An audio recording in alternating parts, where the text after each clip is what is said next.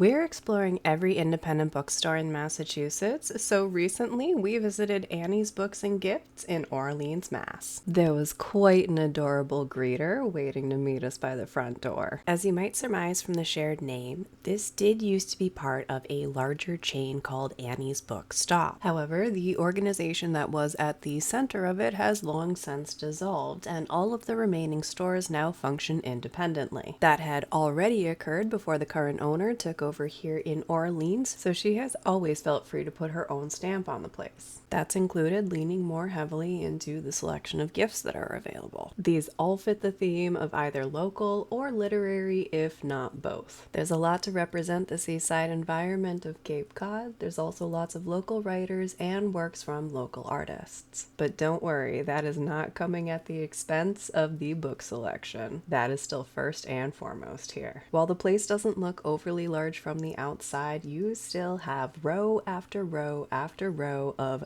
full packed shelves in here. It's all exceptionally well organized, making it really easy to find what you're looking for if you already know what you're looking for. And if you don't already know, might I suggest checking out one of the theme displays, or just browsing around whatever genre strikes your interest. If all else fails and you're still feeling indecisive, you can always grab a blind date with a book. Make sure you browse all the way through, because in the back corner of the store is where you're gonna find the stairs down to the second level, especially if you've got younger readers with you, because this is where you're gonna find all the stuff that they'll fall in love with. There is a bit more down here for our adult readers as well, but roughly half of this level is reserved for young adult, middle grade, and younger readers. Not only do they have a great selection down here for both books and gifts, but they've also transformed it into a really cool space where kids can let their imaginations go absolutely wild. I can't help but think back to slumber parties from my childhood.